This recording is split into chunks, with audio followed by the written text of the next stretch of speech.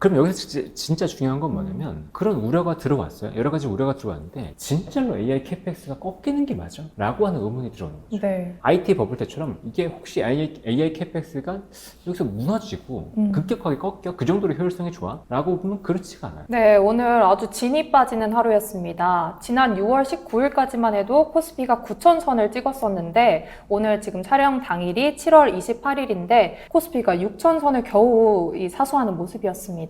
정말 정신을 차리기가 힘든데 그래도 정신을 차리고 시장을 객관적으로 바라보기 위해서 오늘은 장우진 대표님 모셨습니다. 대표님 안녕하세요. 네, 반갑습니다. 저는 저평가된 당신의 가치를 밸류어, 여러분들의 금융 관련된 지식들을 밸류업시키는 금시공, 경제교육 플랫폼 금시공의 대표이사 장우진입니다. 오늘 만나뵙게 돼서 반갑습니다. 오늘 대표님이 정말 절실했던 하루였던 것 같습니다. 네. 오늘 실제로 이 삼성전자가 13% 이상 빠지고 SK하이닉스가 14% 이상 빠졌어요.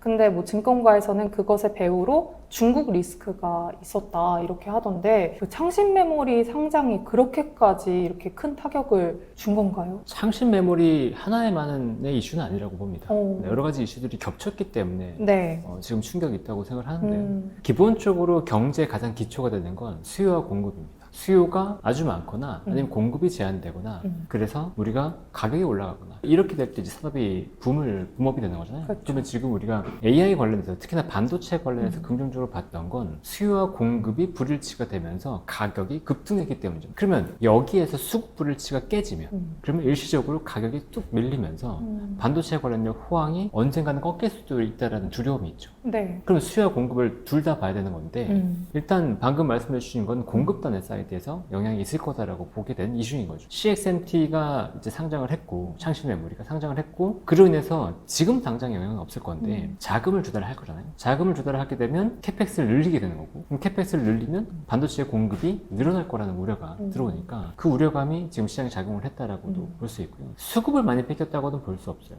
왜냐면 전체 물량 중에서 한 6%, 7% 정도밖에 안 풀렸기 때문에 그걸 사기 위해서 뭐 시중의 자금들이 그쪽으로 쏠려가면서 창신 메모리를 올렸다? 그렇게 보기는 어렵죠. 그래서 자금의 쏠림이라기보다는 지금은 공급 과잉에 대한 우려가 하나 있었던 거고 여기 창신 메모리의 상장과 더불어서 이슈가 또 하나 불거졌어요. DUV라고 네. 그러니까 딥 울트라 바이올렛이라고 하는 그 장비 이건 노광 장비 중에 하나인데 지금 보면 DUV 장비와 EUV 장비가 있죠. EUV 장비가 좀 더 최첨단 제품이고 요 EUV 장비는 글로벌 ASML 밖에 못하고 있습니다. 캐논 도끼가 하겠다고 했는데 지금 못 따라가고 있고요. 근데 DUV 장비도 이제 ASML 토끼가 일본의 토끼가 하고 있었는데 이거 중국에서 만들었다고 얘기가 나왔죠.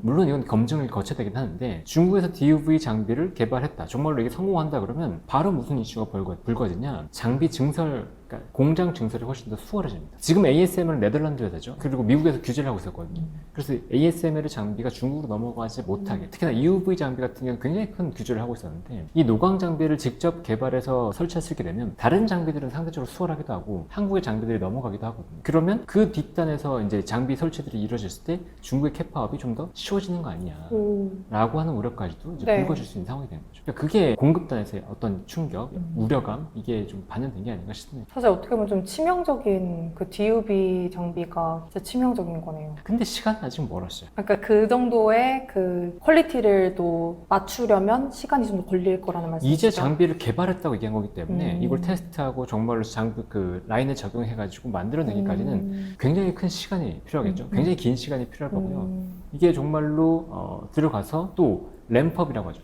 그 공장이 본격적으로 세팅되는 것도 시간이 많이 걸릴 거예요. 그렇죠. 그러니까 그 시간까지 감안한다면 사실 공급 증가에 대한 우려가 중국발 공급 증가에 대한 우려는 좀 빨리 들어온 거긴 합니다. 어차피 우리나라 마이크론, 삼성전자 그리고 하이스 이 세 개 업체가 증설을 빠르게 기획하고 있고 디램 같은 경우에 2030년까지 5년 내에 캐파 2배 랩업을 목표하고 있잖아요. 그러니까 어차피 공급은 증가를 해요. 근데 여기 중국이 얼마만큼 빨리 들어올 수 있냐 이게 좀 관건이 되는 상황이긴 하죠. 속도를 좀 보긴 봐야 될 것 같은데 중국의 속도는. 근데 또 최근에 이 구글 이 실적 발표 이후에 잉여 현금 흐름이 마이너스가 된 게 또 큰 시장에 타격을 줬잖아요. 시장은 그걸 어떻게 바라보고 있는 걸까요? 잉여 현금 흐름이 마이너스인데 왜 그 자체로 마이너스 그 영향을 크게 받냐라고 물어볼 수 있잖아요. 잉여 현금 흐름의 개념을 좀 알아보면 우리는 이제 영업 현금 흐름을 굉장히 중요하게 생각을 하죠. 왜? 영업을 해서 돈 너 진짜 얼마나 벌어? 라고 하는 부분이 영업 현금으로 담겨 있으니까 재고나 매출 채권 이런 쌓인 거 말고 실제로 돈 들여온 거 계산해봐 라고 하는 게 이제 영업 현금 흐름의 개념인데 이게 중후장대 산업이나 아니면 캐펙스, 투자가 많이 이루어지는 산업 같은 경우는 여기서 끝내면 안 되죠. 실제 내 투자된 금액까지도 빼가지고 너 진짜 나한테 얼마 줄 수 있어? 라고 하는 걸 계산해야 되는데 그게 OCF 영업현금 흐름에서 캐펙스 금액을 뺀 거거든요. 그게 인기영현금으로 프리캐시플로라고 하는 부분이에요. 네. 근데 그 프리캐시플로가 구글이 상장 이후에 처음으로 마이너스가 됐습니다. 네. 그 말은 영업으로 지금 돈을 못 벌고 있고 캐펙스를 과도하게 들어가고 있다는 거잖아요. 영업 돈은 잘 벌고 있으니까 캐펙스가 과도하다는 거잖아요. 그러면 여기서 이제 다음에 문제가 생기는 거죠. 야 근데 내년에 캐펙스 늘린다며 이렇게 얘기 나왔죠. 그럼 캐펙스를 늘리는데 너 영업 현금 흐름은 물론 증가하긴 증가하겠지만 내년에 그 캐펙스 증가하는 속도를 못 따라갈 텐데 그러면 돈 부족하잖아. 너 어떻게 조달할래? 이 얘기가 나온 거예요. 네. 그럼 자금 조달을 해야 될 것 같은데 그럼 두 가지잖아요. 자본 유상증자를 하거나 아니면 채권 조달을 하거나. 근데 유상증자를 지나치게 많이 하면 시장에서 부담이 가겠죠. 그럼 채권 조달을 해야 되는 건데 채권 조달을 하려고 보니까 지금 어제 이슈가 두 개 터진 겁니다. 무슨 이슈가 터졌냐면 일단은 최근부터 계속 얘기 나오긴 했었는데 빅테크들 자금 조달이 많아요. 그럼 빅테크들은 굉장히 우량한 채권들일 거잖아요. 뭐 트리플 A 이렇게 되면서 최고 우량한 등급의 채권일 텐데 이 우량한 등급의 채권은 당연히 투기 등급의 채권보다는 금리가 높아야 되는 게 정상이죠. 네. 근데 지금 WB와 동일하게 됐어요. 그만큼 빅테크의 채권이 공급이 많아졌기 때문에 지금 약간 거의 과장되게 말하면 휴지족처럼 됐다. 그래서 금리가 뚝 올라버렸죠. 급격하게 올라버렸고 채권의 가치가 떨어졌습니다. 그러면 이제 다시 구글 내 얘기를 갖고 와보죠. 구글은 뭐가 우려가 됐죠? FCF가 마이너스라서 자금 조달이 늘어날 거야. 그런데 채권 금리가 높아졌어요. 그럼 추가로 채권을 발행하려면 이자 비용이 늘어나게 되죠. 그 상황이 된 거예요. 안 그래도 돈을 못 버는데 영업현금으로 해서 지금 돈을 못 벌고 있는데 야 이자 비용까지 감당하려면 너 대체 자금 얼마나 조달해야 돼? 네. 이 얘기가 이제 나오기 시작한 거죠. 여기에 엔비디아가 찬물을 끼얹은 거예요. 저는 엔비디아 4% 빠진 게 오늘 가장 큰 이슈였다고 보고 있는데 네네. 엔비디아가 4% 딱 급락합니다. AI에서 가장 굳건하게 자리를 잡아야 될 엔비디아가 무너지니까 우리나라 시장으로 영향을 준 건데 그럼 엔비디아는 왜 빠졌냐? 엔비디아의 CDS 프리미엄이 82bp까지 올랐다고 얘기가 나왔어요. 네. CDS 프리미엄은 일종의 보험입니다. 내가 채권을 사면 나는 금리만 받고 싶은데 혹시나 부도가 나는 위험은 난 지기 싫어.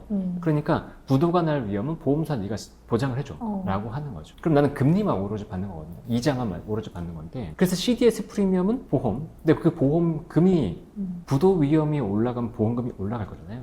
그렇죠. 근데 지금 엔비디아의 CDS 프리미엄이 어제 하루 동안 14bp가 올랐어요. 네. 14bp면 0.14%가 오른 겁니다. 네. 별로 안 커 보이는데 라고 할 수 있는데 빅테크들의 채권 이자가 얼마나 되겠어요? 뭐 기껏해야 6%? 7% 이렇게 될 거란 말이에요. 올라서 그럼 6% 7%에서 82bp면 거의 1%가 보험료로 나가는 겁니다.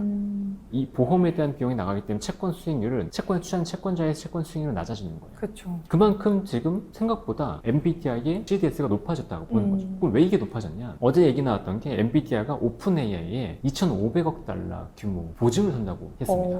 네, 투자 규모 그리고 3,500억 달러 규모의 금융 지원을 한다고 했어요. 네가 내 GPU 사가 안 돼, 내가 지원해 줄게. 그럼 6천억 달러 규모의 지원, 보증 지원 세트가 나간 겁니다. 우리나라 돈 치면 한 900조 원 정도. 그럼 엔비디아에 대해서 왜 부정적으로 봤냐? 일단 야 오픈 AI한테 그 정도로 해줄 거면 오픈 AI가 지금 괜찮은 거 맞아? 첫 번째 의문이 들죠. 야 그럼 오픈 AI가 흔들리면 엔비디아는 괜찮은 거 맞아? 근데 엔비디아 보니까 야 저런 식으로 투자 많이 했던데 네비우스 뭐 아이렌 이런 쪽으로 같이 투자해놓고 이거 순환 참조로 자기가 돈 빌려주고 투자하고 그걸 다시 돈 들어오고 이렇게 구조가 되는데 네. 엔비디아는 진짜 괜찮은 거 맞아? 이 AI 캐펙스라고 하는 비즈니스가 계속 이어지는 게 맞아? 라고 하는 근본적인 의문이 들어와 버린 거예요. 우리나라 네이버에 투자한 것도 마찬가지고. 네. 그러니까 엔비디아가 4% 빠져버렸고 그럼 엔비디아가 4% 빠지면 AI 캐펙스에 대한 시장 전반적인 우려가 들어와 버리잖아요. 그러면 뭐가 많이 빠질 수밖에 없을까요? 수요와 공급단에서 수요는 많은데 공급은 제한되다 보니까 가격이 올랐던 반도체가 급락할 수밖에 없죠. 네, AI 쪽에서 수요단에서 이슈가 생겨버려서 수급의 불일치가 완화되는 순간 가격은 급격하게 무너질 수 있다는 우려감이 있는 거거든요. 그게 전 세계적인 메모리 반도체의 급락이었어요. 우리나라뿐만이 아니고 키옥시아 오늘 하한가 같습니다. 그러니까요. 네. 그리고 샌디스코도 아마 오늘 그 전날 10% 빠졌고 오늘도 아마 추가적으로 빠질 것 같습니다. 그러면 방금 말씀해주신 그 부채 리스크는 약간 한번 어디서 터지면 도미노처럼 이게 무너질 수 있을 것 같은데 어디서 시작이 될 거라고 보세요? 만약에 이게 터지게 된다면? 터질지 안 터질지는 아무도 장담할 수 없는데 지금 우려가 되는 건 네오클라우드 쪽이에요. 네오클라우드. 네, 네오클라우드라고 하는 게 보통 이제 대표적으로 얘기되는 게 오라클, 그다음에 아이렌, 그다음에 네비우스, 그리고 뭐 최근에 허테이, 네. 뭐 이런 기업들이 있거든요. 그런 기업들이 네오클라우드에 대해 정의를 먼저 생각해 보면 네네. 데이터 센터를 보유하고 있어요. 예전에는 이제 보통 네오클라우드가 비트코인 채굴 쪽을 많이 썼거든요. 비트코인 채굴할 때 GPU 많이 썼잖아요. 네네. 그래서 많이 GPU를 확보하고 있으니까 이거를 그럼 나는 비트코인 지금 어렵고 하니까 AI 데이터 센터 쪽으로 임대해줄래라고 한 게 네. 네오클라우드의 본격적인 성장이에요. 그럼 이 네오클라우드의 특징을 보면 전체적인 판을 한번 생각해 볼게요. AI 판을 생각해 보면 AI 판에서 제일 위에 있는 기업들은 누굴까요? 가장 시장을 주도하고 있는 엔비디아. 엔비디아가 아니에요. 시장에서 가장 중요한 키는 엔트로픽, 오픈 AI, 구글이에요. 오, 이 기업이 없으면 엔비디아는 성립할 수 없습니다. 그러네요. 그들이 써줘야 그렇죠. 엔비디아가. 네. 그럼 이 기업들은 자체적으로 GPU 같은 것들을 구축하기도 하지만 외부에서 임대를 하죠. 그래서 그쵸. 외부에서 임대하는 거의 핵심 기업은 어딘가? 그게 하이퍼스케일러예요. 네. 그러니까 하이퍼스케일러들이 매년 막대한 투자를 하고 있고 전년 그쵸. 대비해서 올해 많이, 내년 더 많이 이 얘기를 하고 있는 거죠. 그러면 하이퍼스케일러들도 부족해요. 그러면 그 남는 낙수 효과를 보는 기업이 누구냐? 네. 이게 지금 얘기 들었던 네오클라우드예요. 네. 오. 우리도 부족해. 네오클라우드 쪽으로 우리도 지금 임대 자원 같은 것들을 해가지고 조달해줄게. 네네. 가 되는 거죠. 그런데 만약에 이 자원이 수요 공급에서 수요가 조금이라도 감소해버려. 만약 그렇게 버리면 낙수효과 끝에 기업들이 가장 먼저 타격을 받겠죠. 아, 그렇죠. 먼저 마르겠죠. 그렇죠. 음. 여기가 먼저 마르고 하이퍼스케일러들의 수요가 감소할 거고 그 다음에 자체 공급하는 것들이 감소할 거예요. 네. 그러니까 네오클라우드들이 문제가 생길 수 있는데 지금 네오클라우드에 보니까 오라클이 최근에 BBB에서 BBB-로 빠졌고요. 다른 기업들도 신용평가 관련된 이슈들이 불거질 수 있어요. 만약 그런 상황이 되면 AI 관련돼서 문제가 좀 커질 수도 있겠네라고 네. 우려할 수 있죠. 그럼 그 우려가 될 수 있는 트리거는 결국 어디가 될 거냐? 우리가 제일 윗단이 누구라고 했죠? 엔트로픽, 네. 오픈 AI, 구글. 이 기업들이 혹시나 캐펙스를 줄일 수도 있지 않을까? 그러니까 투자를 좀 줄일 수도 있지 않을까라는 우려가 한 가지가 있고 네. 또는 이런 우려가 있습니다. 우리가 1990년대 초반을 생각해 본다고 한다면 그때 미국을 위시로 한 이제 자유진영이랑 그다음에 소련을 중심으로 한 공산진영이 대립을 했잖아요. 네. 그러면 그때 우리가 야 이거는 계속 대립하니까 국방비를 쓸 수밖에 없어. 그리고 우주 경쟁을 가니까 우주 산업 무조건 돼. 그쵸. 라고 베팅을 했다고 할게요. 근데 1991년에 소련이 개방을 했단 말이에요. 그러면 그 산업 관련된 게 어떻게 해요? 순식간에 무너졌잖아요. 그렇죠. 그러면 똑같이 생각해봐요. 지금 삼국지인데 네. 이 세 개 기업 중에 혹시나 무너지면 어떻게 하죠? 와르르 무너질 것 같아요. 그렇죠. 그 가능성도 지금 전혀 배제할 수 없게 된 거예요. 엔비디아가 그러니까 엔비디아 보증 썼으니까 오픈AI가 당장 무너지진 않겠지만, 야, 보증 써야 될 정도야, 지금? 네. 돈이 저렇게 없고 좀 힘들어? 라고 하는 얘기가 나왔으니까. 그럼 이 삼국지에서, 야, 뭔가 좀 문제가 생길 수 있는 거 아니야? 라고는 우리가 들을 수 있죠. 네. 네. 그리고 이 삼국지의 옆에 붙어 있던 기업들이 좀 있어요. 메타, 그리고 그lok을 중심으로 한 XAI, 지금 스페이스X죠. 이 두 개 기업은 이미 자체 자원들을 임대를 주고 있습니다. 자기가 다 안 써요. 지금 경쟁이 심하다면서요. 그렇죠? 남는 거네요. 네, 경쟁이 심하면 내가 다 써도 모자랄 판인데 네. 지금 야, 내가 돈이 좀 부족한데 이걸로 사업해야 되겠어. 내가 네. 이걸 다 쓰면 안 될 것 같아. 그리고 임대 자원을 주고 있죠. 이 자체가 뭐죠? 수요보다 공급이 늘어난 거죠. 수요는 줄고 공급은 늘어난 그렇죠. 거죠. 이미 그 상황이 벌어졌고 만약 이 세 개 기업들도 아, 우리 좀 연산 자원 같은 거 약간 이슈가 있을 것 같은데 라고 얘기가 나오면 그럼 시장이 흔들릴 수 있는 거죠. 그게 지금까지 스토리예요. 전반적인 스토리를 전반 네. 얘기 드리는 겁니다. 이것 때문에 무너지니까 조심하세요, 도망가세요가 아니고 지금의 전반적인 스토리를 얘기 드리는 거예요. 그러면 여기에 IT 버블이 무너졌던 걸 한번 생각해 볼까요? 네. IT 버블이 우리가 볼 때는 말도 안 되는 버블이고 네. 그때는 사람들이 진짜 비이성적인데 지금은 달라라고 얘기를 한단 맞아요. 말이에요. 근데 그때도 똑같이 생각해 볼까요? 인터넷이 이제 막 시작됐어요. 그럼 인터넷이 본격적으로 확대된다고 생각하는 건 당연하죠. 그렇죠. 그러면 그때 반도체 같은 기업은 뭐였을까요? 케이블이었거든요. 네. 그러니까 이 케이블들은 본격적으로 깔릴 거야. 그리고 하드웨어 투자 업체들이 어떻게 했었냐면, 야, 너 돈 없어? 내가 돈 빌려줄 테니까 이거 니네가 투자해. 네. 부족하면 투자해. 똑같죠, 지금이랑. 그러네요. 비슷해요. 근데 그때 무슨 일이 벌어진지 아세요? 갑자기 무너졌던 중요한 계기가 있어요. 데이터 전송 효율성이 급격하게 좋아졌습니다. 기술이 발달하면서. 오. 네. 그러면서 야, 지금 더 깔았을 줄 알았는데 이거 깐 것만으로 충분하네? 라고 하면서 IT 버블이 순식간에 무너지기 시작했어요. 기술이 더 발달할 필요가 없어진 거예요, 그러면? 기술은 충분하다. 발달했죠. 기술은 발달했는데 하드웨어를 추가적으로 깔 필요가 없어진 적어진 거죠. 거군요. 네. 그럼 지금 봤을 때 그런 위협을 가져온 기업이 하나 있어요. 그것도 지금 시장에 영향을 줬어요. 메타인가요? 문샷입니다. 아, 이번에 키미? 그렇죠. 문샷 키미 K3가 오늘 데이터를 공개했어요. 그래서 아마 공식적으로 벤치마크 테스트를 하는 것들, 외부에서 테스트를 하는 것들이 한 네. 29일부터 8월 초에 나올 텐데 이게 정말로 4등을 한다. 오. 자기 내부 데이터로는 4등이었잖아요. 네. 근데 이게 진짜로 4위를 한다 그러면 이게 효율성에 있어서 문제가 생겨버려요.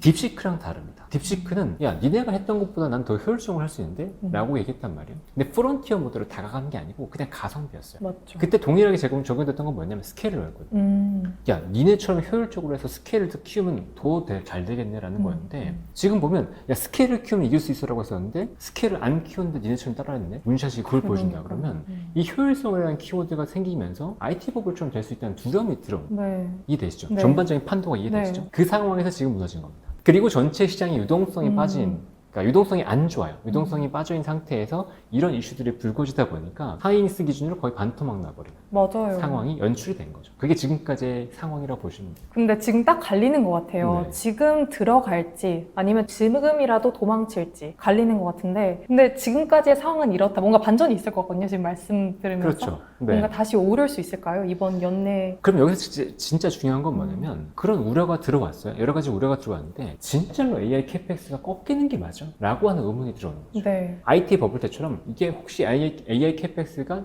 여기서 무너지고 급격하게 꺾여? 그 정도로 효율성이 좋아? 라고 보면 그렇지가 않아요. 그리고 인터넷 시대도 물론 계속 발전하긴 했지만 AI에서의 목표는 AGI거든요. 강인공지능. 네. 근데 거기까지 가려면 아직까지는 멀었어요. 그럼 투자가 더 돼야 된다는 거죠. 그럼 문샷 좋은데 네. 그렇게 효율성 있게 투자해서 난 더 할 거야.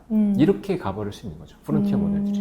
그러니까 그렇게 되면 야 AI 우려는 좀 과했던 것 같은데? 라고 하면서 반등을 줄 수 있어요. 근데 물론 전체 시장은 흠집이 났기 때문에 예전처럼 강한 상승까지는 어려울 수 있습니다. 그리고 2028년 이후 스마트 머니들은 저는 2028년 이후를 보고 있다고 생각을 하는데 2028년이 되면 수요와 공급의 불일치가 어느 정도 해소가 되면서 가격이 떨어질 거라고 하는 컨센서스에는 모두 다가 동의를 해요. 맞아요. 심지어 채태원 회장도 떨어진다고 얘기를 합니다. 그럼 이제 관건이 거예요. 얼마만큼 떨어지지? 그렇죠. 네. 지금 올해부터 2030년까지 캐파가 2배 정도 늘어난다고 했잖아요. 네. 그럼 연 평균으로 보면 한 17% 정도 올라가는 거예요. 그럼 가격이 연에 17%가 빠지면 네. 내년에 성장은 있을까요? 없을까요? 없죠. 연평균 17% 성장하는데 가격이 17% 그러니까. 빠져버리면 매출은 동일합니다. 이익은 어떨까요? 더 빠집니다. 네, 캐펙스가 들어갔으니까 감가상각이 나오거든요. 그리고 인건비 같은 게 증가할 거잖아요. 당연히 비용이 증가했으니까 이익은 오히려 더 줄어듭니다. 네. 네. 그럼 그 사이클이 됐을 때 사람들은 베팅할 수 있을까요? 가격이 꺾이는 사이클, 그러니까 이익이 꺾이는 사이클이 되면 사람들은 베팅할 수 있을까요? 그렇게까지는 어려워요. 그렇죠. 그러면 그 다음에 뭘 보게 되냐면 Q가 증가하는 거에 따라서 그냥 안정적으로 성장하는 그런 그림으로 갑니다. 지금까지 반도체가 좋아졌던 건 네. 매출이 증가해요. 그러면 이익률이 따라서 급격하게 상승합니다.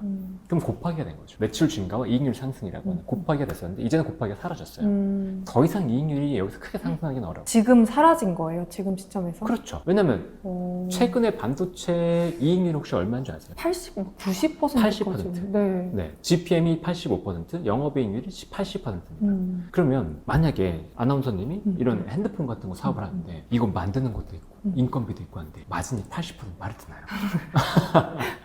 그렇죠, 그렇죠. 네, 말이 안 되는 마진이에요.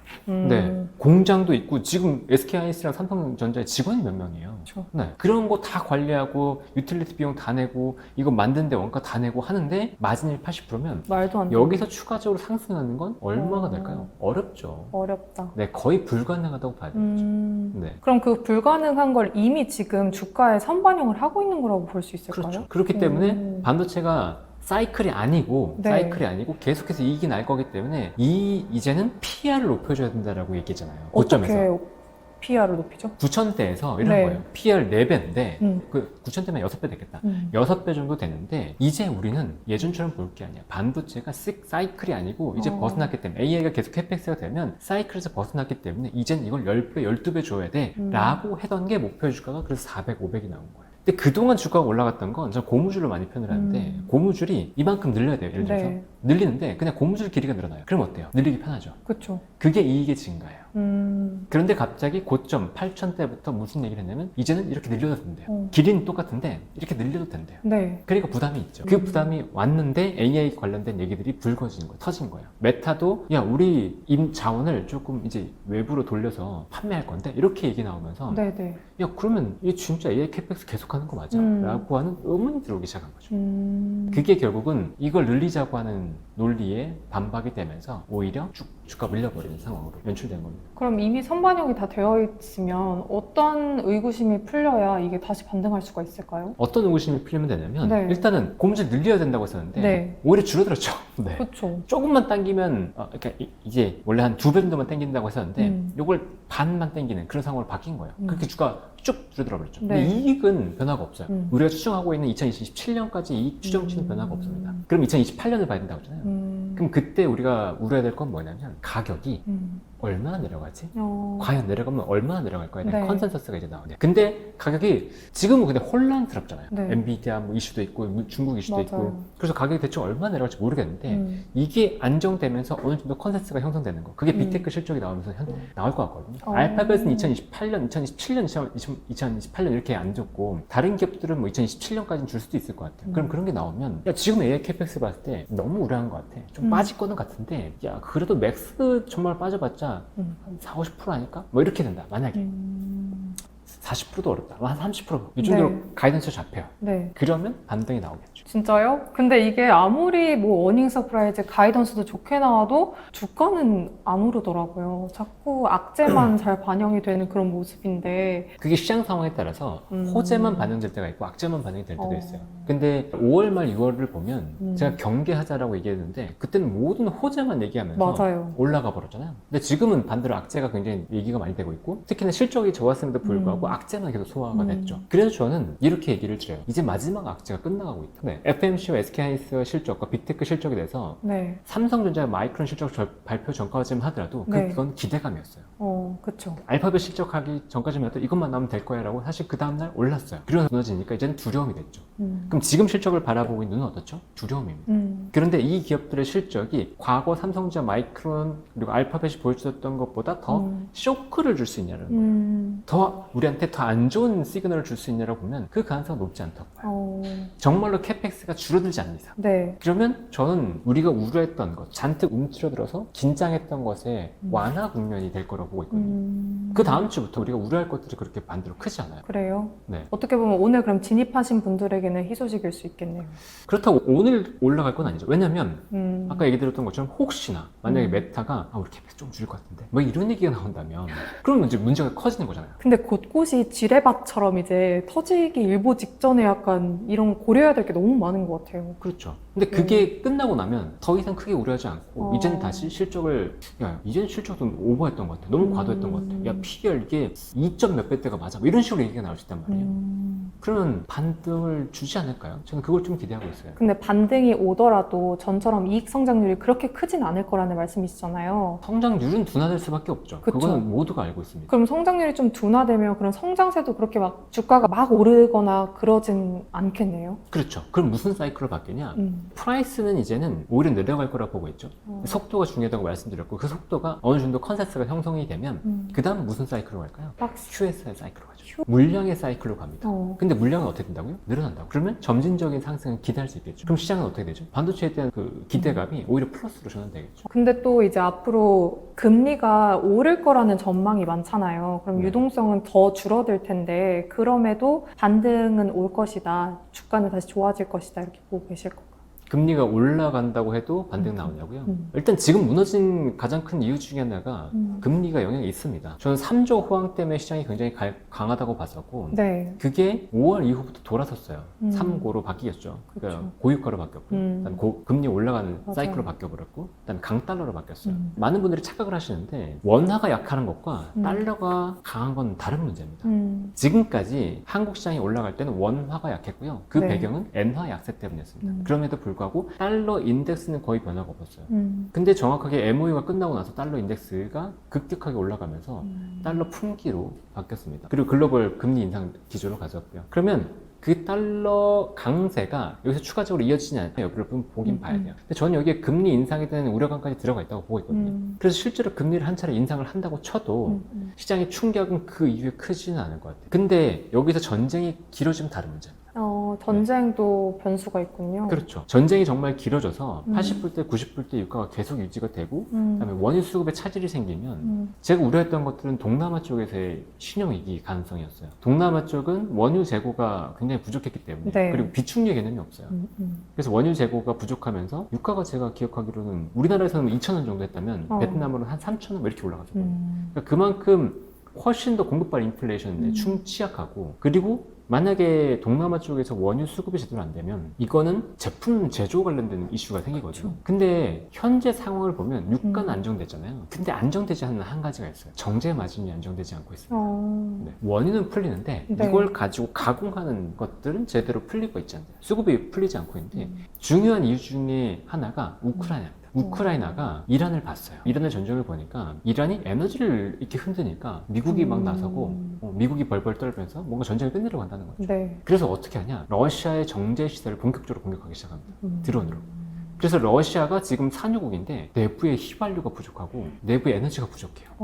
네. 그 상황이 되니까 정제 마진이 올라가죠. 네. 정유 시설이 부족하고 수출할 수 있는 제품들이 없으니까. 그러면 우리가 실제로 제품을 생산하려고 하는 것들은 원유가 아니거든요. 네. 정제된 제품들에서 나온단 말이에요. 납사를 크래킹해서 또 제품들이 나오는데 그런 게 부족하면 동남아에서 생산할 수 있는 공급 제품들 생산이 약간 차질이 빚어지겠죠. 그러면 공급망 충격이 벌어져요. 네. 이게 우리가 약간 오마주 되는 게 있죠. 2021년, 2022년 네. 러시아 우크라이나 전쟁이 터지고 그때는 공급발 인플레이션이 먼저 터졌어요. 공급망 충격이 먼저 터졌어요. 네. 그 다음에 공급발 인플레이션이 터졌습니다. 러시아 전쟁 터지면서. 근데 지금은 공급발 인플레이션이 터졌죠. 그렇죠. 전쟁으로 해서. 근데 만약 공급망 관련된 이슈가 불거지면 그러면 이 사태가 약간 걷잡을 수 없겠네라고 하는 우려가 있죠. 이게 신용위기로 연결될 수 있지 않을까라는 우려가. 근데 이거는 확률이 아직 높지는 않다고 봐요. 제가 그냥 혼자 생각할 때는 20-30% 정도?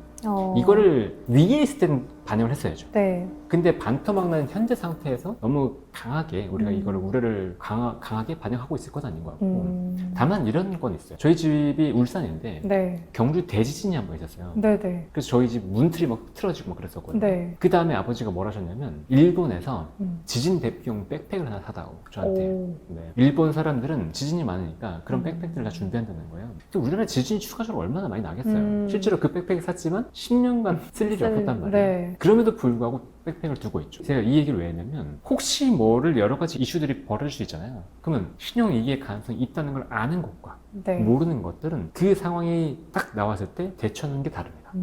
백팩이 있는 사람들은 지진이 있으면 그거 들고 그냥 나가면 되죠. 그렇죠. 근데 없는 사람은 어떻게 하죠? 허둥지둥 되면서 내가 필요한 게 뭐지? 네. 고민할 거잖아요. 그래서 얘기 드리는 거예요. 혹시나 모를 가능성이 제가 공포감을 가지시라는 게 아니고 그때 나는 어떻게 행동하지라고 하는 행동 준칙을 먼저 설정해 두시라. 네, 그게 네. 백팩의 개념이기 때문에 그래서 얘기 드리는 거예요. 그럼 지금 너무 걱정하지 마시고. 가방에 어떤 걸 담아야 될까요? 지금 당장 어떤 눈여겨봐야 할 지표는 이 삼성전자와 SK하이닉스 실적 발표를 눈여겨보는 게 중요할까요? 네. 제가 말씀드리는 백팩은 내가 어떻게 행동할까요?